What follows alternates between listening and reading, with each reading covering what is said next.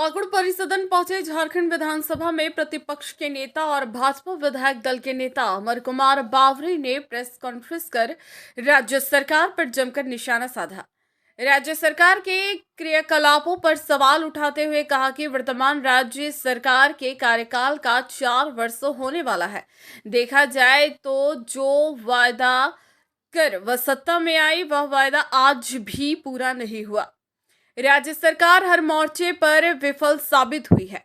इसमें लूट, भ्रष्टाचार चरम पर रहा है।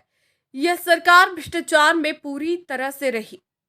मुख्यमंत्री से लेकर मंत्री तक उनके तक शिकंजे में है और कानून कार्रवाई कर रही है। कोर्ट में मामले चल रहे हैं। कुल मिलाकर 4 साल लोगों के लिए दुःस्वप्न की तरह रहा। उन्होंने कहा कि सरकार अपनी असफलता को छुपाने के लिए, लेकिन इस कार्यक्रम में भी लोग सरकार पर सवाल उठा रहे हैं कि पिछली बार जो आवेदन दिया था उस पर कार्रवाई आज तक नहीं हुई।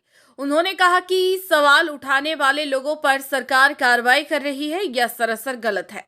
वहीं उन्होंने एनआरसी के मुद्दे पर कहा कि एनआरसी लागू होना ही चाहिए। राज्य के संसाधनों में दूसरे लोग डाका डाले, यह बर्दाश्त नहीं किया जाएगा। उन्होंने कहा कि यहाँ के रहने वाले लोग भी इसका समर्थन कर रहे हैं, क्योंकि यदि बाहर के लोग हमारे संसाधन पर अधिकार करेंगे तो आने वाले दिनों में इसके दुष्परिणाम सामने आएंगे। वहीं उन्होंने केंद्र सरकार की जमकर तारीफ करते हुए कहा कि केंद्र सरकार काफी अच्छा कार्य कर रही है। उन्होंने आने वाले लोकसभा चुनाव की तैयारी के बारे में कहा कि भाजपा के कार्यकर्ता सालों भर चुनाव की तैयारी में लगे रहते हैं और आने वाला लोकसभा चुनाव में पार्टी के प्रत्याशी की जीत सुनिश्चित होगी। संविधान गौरव दिवस पखवाड़ा चल रहा है, उसके बाद आप सब जैसा जानते हैं कि जो वर्तमान की राज्य की सरकार है, जो 2019 में सत्ता में आई थी, झारखंड मुक्ति मोर्चा, कांग्रेस और आरजेडी, इस गठबंधन की सरकार, 28 दिसंबर को उसके 4 साल पूरे हुए। लेकिन जिस वायदों को लेकर के, जिन वायदों को लेकर के, जिस घोषणाओं को लेकर के सरकार आई थी, 1932 के खतियान आधारित नियोजन नीति हो या 5 लाख रोजगार हो या फिर अपना जो है 5,000 7,000 के बेरोजगारी का भत्ता हो, ये सारी चीजें जो अनुबंध के कर्मचारी है उनको परमानेंट करना हो, ये सारी चीजें जो है अब वो वायदा ही रह गया है। इसकी कहीं सत्यता, कहीं इसकी मूर्तता अब दिखाई और संभावना भी छीन हो चुकी है। और सभी यहाँ पाकुड़ कि अपने झंडा, अपने बैनर से अब जनता के बीच जाने भी नहीं सक रही है, जा भी नहीं पा रही है। जनता के सामने इसका पर्दाफाश हो गया है। इसलिए 2 सेशन के बाद तीसरा सेशन लेकर के आई है जनता आपके द्वार कार्यक्रम लेकर के। सरकारी मिशनरियों का दुरुपयोग करके, सरकारी मिशनरियों का सहारा लेकर के जनता के बीच जाकर के वापस अपना पैर जमाने का निष्फल कोशिश में लगी हुई सरकार।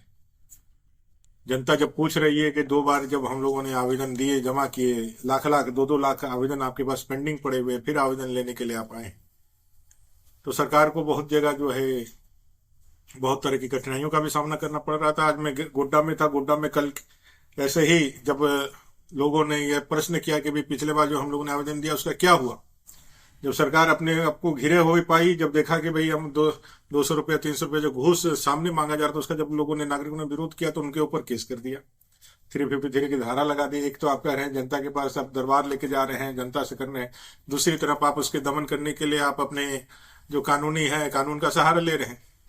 दबाव में, जन दबाव में हाजत से तो उनको बाहर निकाल दिया, लेकिन केस रह ही गया 353 में, तो उसमें कार्रवाई होगी। ये निरंकुश भी सरकार है और जरूरी भी है।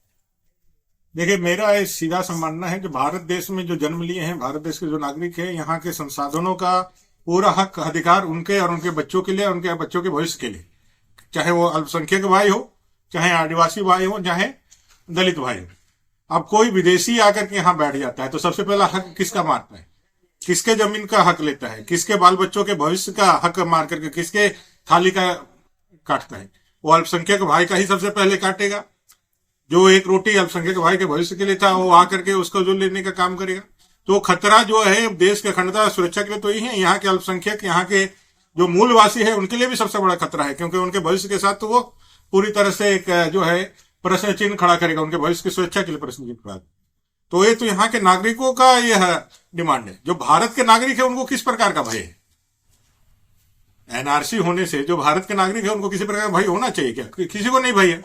डर तो उनको है जो बाहर से आकर के यहाँ अवैध तरीके से बैठे हुए, और जिनको यहाँ लीगलाइज करने के लिए कई एक अवैधानिक कार्य भी राज्य की सरकार कर रही है, जिसमें जन्म प्रमाण पत्र से लेकर के कई एक स्कूल के सर्टिफिकेट ये देने का, जो है फर्जी सर्टिफिकेट देने का, वोटर आई कार्ड बनाने का, ये जो षड्यंत्र और जो यह कपटपूर्ण तरीके से जो एक पूरा तैयारी चल रहा है, उसका तो विरोध होना ही चाहिए। और मुझे लगता है इसमें कोई जाति, धर्म या कोई संप्रदाय या कोई वर्ग विशेष का कोई विरोध नहीं है।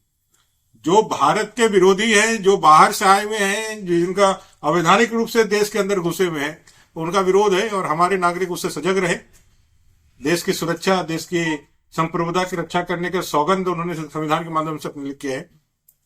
तो जो पहला जो कदम कोई बाहर से आके रखा है, तो सबसे पहले आपके ही बच्चे का हक और अधिकार मारेगा। ये आपको भले आज नहीं समझ में आए, कल के बाद जो है आपको समझ में आ जाएगा, लेकिन देर हो जाएगी। इसलिए अभी से सजगता के साथ वैसे लोगों को बाहर का रास्ता दिखाएं। न्यूज एएनपी के लिए पाकुड़ से जयदेव की रिपोर्ट।